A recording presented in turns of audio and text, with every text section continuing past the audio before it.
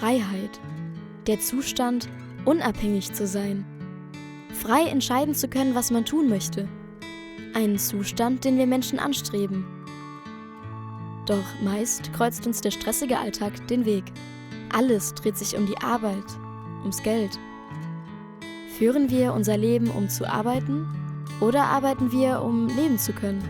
Sind wir alle nur Teil eines Systems, dem wir stets brav folgen, ohne es in Frage zu stellen?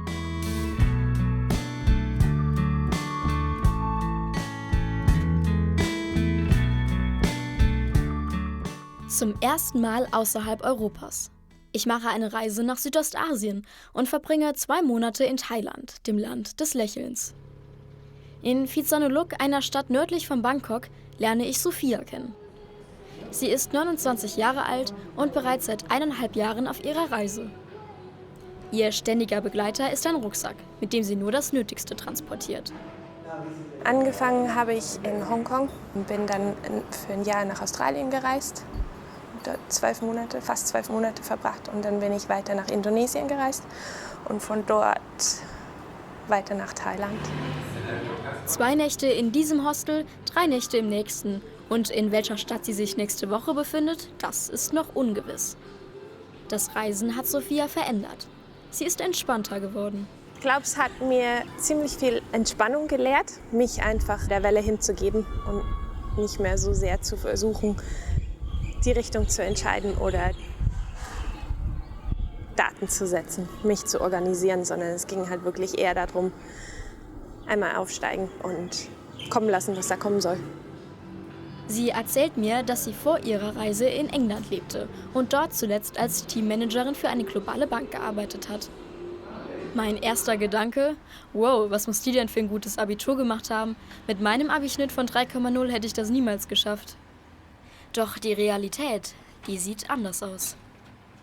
Ich hatte das Glück, dass ich den Kindergarten und die Grundschulzeit in der freien Schule genießen konnte. Und ich glaube, die Zeit war sehr prägend für mich, in der ich sehr viel Sozialkompetenz gelernt habe.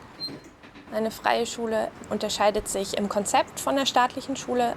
Meinen Eltern und ihren Freunden ging es damals darum, eine Alternative zum deutschen Schulsystem zu kreieren und ihren Kindern die Möglichkeit geben, in einem Freiraum, in einem Raum lernen zu können, ohne unter Zeit- und Leistungsdruck stehen zu müssen.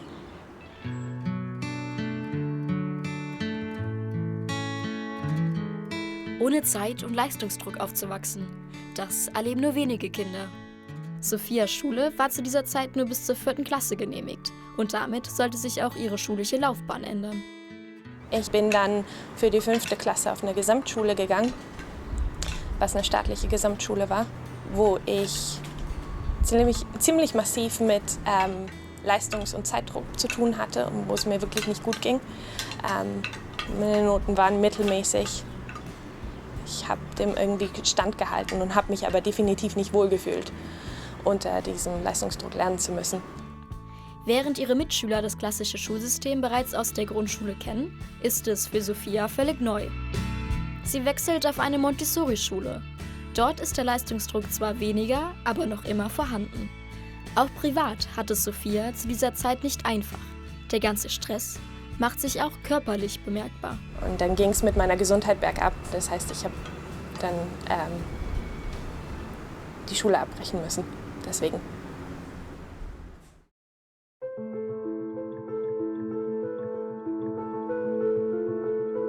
Keinen Schulabschluss und auch keine beruflichen Chancen in Sicht. Wegen ihrer anhaltenden gesundheitlichen Probleme ist es Sophia nicht möglich, ihren Schulabschluss nachzuholen, geschweige denn arbeiten zu gehen. Ihre Jahre als Teenager gestalten sich als schwierig und emotional. Es beschäftigen sie viele Fragen über ihre Zukunft.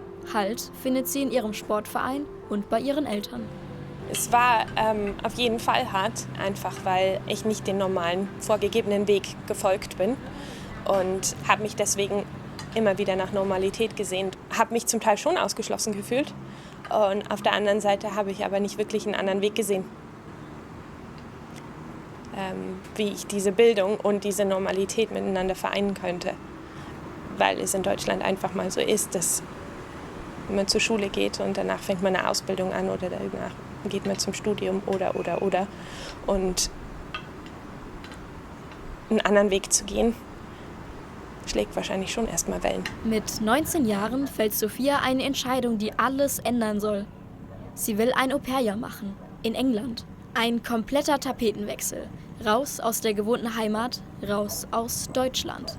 Ganz neu anfangen. Meine Englischkenntnisse waren null und nichtig. Ich habe einfach ins tiefe Wasser springen müssen und dann gesagt, okay, ich gehe nach England, ich lerne Englisch. Es wird hart, das erste Jahr wird wahrscheinlich das härteste, aber ich möchte das gerne versuchen. Eine Entscheidung, die Sophia keinesfalls bereut. Schnell lernt sie die englische Sprache und fühlt sich wohl. Nach dem Au-pair-Jahr ist für sie klar, sie will in England bleiben. Sie macht einen Gelegenheitsjob nach dem anderen, bis sie eine Festanstellung angeboten wird. Bei einer Bank. Auch wenn sie kein Vertrauen in unser Finanzsystem hat, nimmt sie den Job an. Schließlich braucht sie das Geld. Sie beginnt als Telefonistin, wird zur Teamleaderin und schließlich zur Teammanagerin befördert, obwohl sie keinerlei Qualifizierungen vorzuweisen hat. Der Job erfordert viel Verantwortung. Sophia arbeitet teilweise 6 bis 7 Tage die Woche. Sie stellt sich einen 2-Jahresplan auf. 2 Jahre will sie diesen Job machen, mit einem einzigen Ziel. Von dem gesparten Geld will sie sich den Traum einer Weltreise ermöglichen. Ich war auf der Arbeit einfach an einem Punkt angekommen, wo ich ganz klar mehr und mehr gesehen habe, dass meine Position als Teammanager immer mehr eingeschränkt wird. Das heißt, es war mir fast unmöglich, auf menschliche Art und Weise, so wie ich das als gut empfunden habe, Leute zu managen. Es war fast unmöglich, das so weiterzuleben. Ich habe für eine globale Bank gearbeitet und die waren definitiv auf mehr Geld aus. Das heißt, die Prozesse wurden einfach gekürzt, die Qualität hat gelitten. Der Stress für den einzelnen Arbeiter wurde einfach mehr und mehr und mehr. Und der wurde auch für mich mehr. Und habe dann ganz klar für mich festgestellt, dass ich das so nicht leben möchte und dass mein Hauptmotivator nicht nur das Geld sein kann. Es muss mehr geben im Leben als Geld und einen Job. Und dementsprechend habe ich dann im Mai meine Kündigung eingereicht und bin im Juli losgeflogen. Und das war ein Riesenschritt für mich, aus der Verantwortung raus und in die Selbstverantwortung rein, schon. Und dann aber auch wirklich ins Ungewisse zu reisen und zu sagen, hey, mal schauen, was das wird. Und da ist sie endlich, die Freiheit, nach der sich Sophia all die Jahre sehnte. In Australien erlebt sie das Gefühl des Freiseins zum ersten Mal. Sie lernt 5 Reisende kennen, mit denen sie einen Roadtrip von Perth nach Adelaide macht. Das war eine Riesenerfahrung. Und da habe ich einfach mitbekommen, okay, wir sind vielleicht 2 Wochen unterwegs, wir sind vielleicht 3 Wochen unterwegs, wir sind vielleicht auch länger unterwegs. Es wusste keiner und es hatte keiner irgendwelche Zeitzwänge.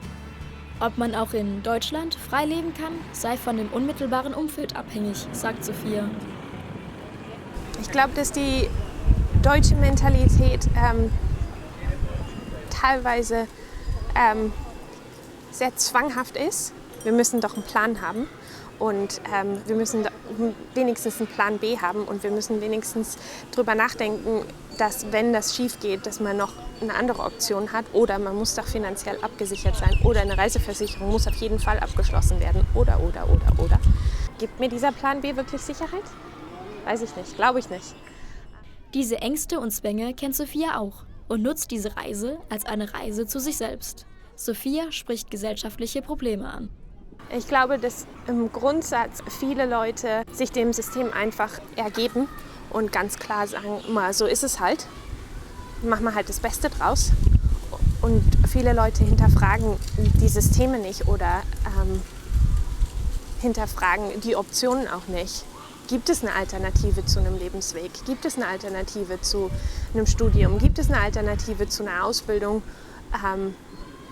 Ja, es gibt viele Optionen und viele Alternativen, aber ich glaube, viele Leute denken da nicht wirklich offen drüber nach. Ich bin eine von vielen, die beschlossen hat, reisen zu gehen. Ich weiß, dass es unglaublich viele Menschen auf dieser Welt gibt, die reisen gehen.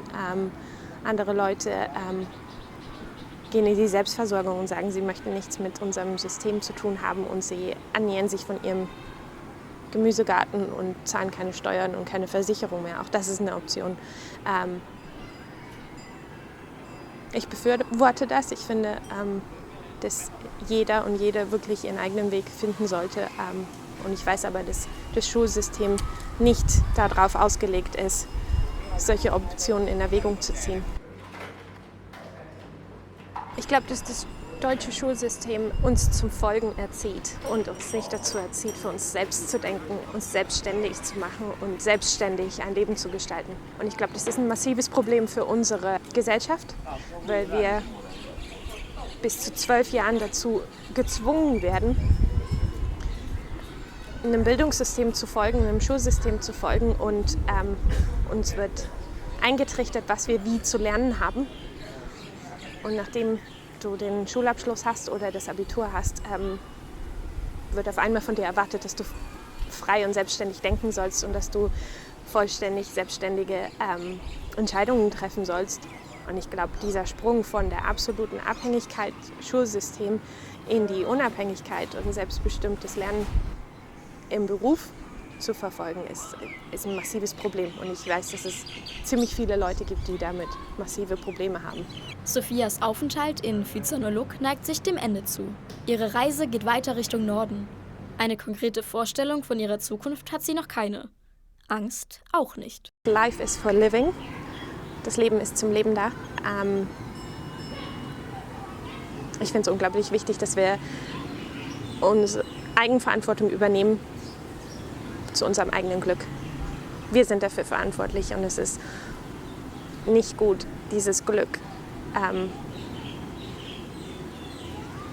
auf andere Leute zu schieben oder zu sagen, aber wenn ich doch nur dich an meiner Seite hätte oder wenn ich doch nur diese finanzielle Sicherheit hätte oder. Ich glaube, es ist total wichtig, im Hier und Jetzt glücklich zu sein und ich glaube, dass wir da einzeln viel mehr in die Verantwortung gehen sollten. Life is for living. Eine Botschaft, die ich mir sehr zu Herzen genommen habe. Ich bin sehr froh, Sophia auf meiner Reise getroffen zu haben. Von Geschichten wie die von Sophia habe ich viel mitgenommen. Allein dafür hat sich meine Reise gelohnt. Vielleicht sollten wir alle versuchen, entspannter zu werden, uns nicht mehr so viel Stress zu machen. Jeder geht seinen Weg, da bin ich mir sicher. Und man braucht sicher kein Einser-Abitur, um glücklich zu werden.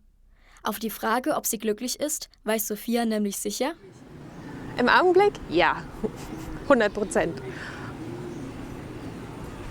Das ist fast ein bisschen komisch, dass ich das so klar beantworten kann.